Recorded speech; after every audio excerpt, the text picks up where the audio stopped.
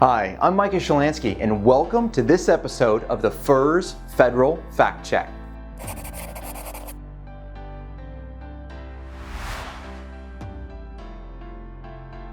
Today we have a question from Marvin about everyone's top two favorite subjects. That's right, TSP and taxes. Yes, we have a question about Aunt Iris and how she works with the TSP when you go to retire.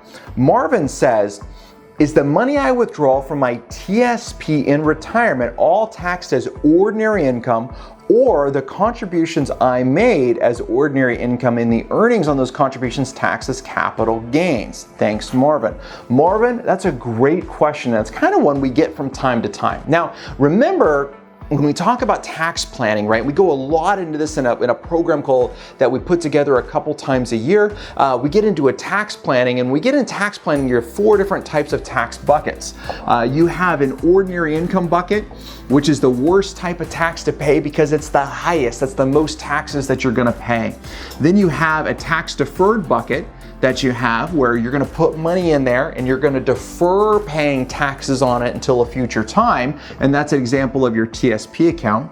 You have a capital gains bucket, which is a pretty nice bucket because generally you're paying between 0 and 15% capital gains taxes. Could go as high as 24, but most of the time around that 15%. And then our last tax bucket happens to be everybody's favorite. Well, at least it's my favorite because that's the tax-free bucket where you pay 0 taxes in there. Now, a great example of this is the Roth IRA, and I know other places on our site and videos I go into this more in depth, so I want to get back on Marvin's question.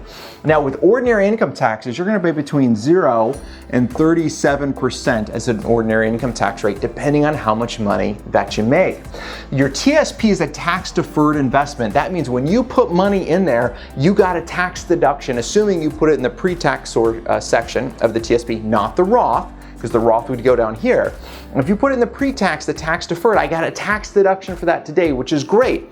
But then in the future, when I go to pull money out, all of that money from the TSP gets put in the ordinary income tax bucket, which is the highest possible income taxes that you're gonna have to pay. You cannot go to the capital gains bucket. You go from tax deferred to ordinary income. So Marvin, the answer to your question, 100% of that money that's in the pre-tax TSP account goes as taxed as ordinary income. Now, if you have any Roth money that's inside of there, your contributions plus the earnings, assuming you left the money in there for over 5 years and are over 59 and a half, all of that would be tax-free, taxed at a beautiful 0% rate.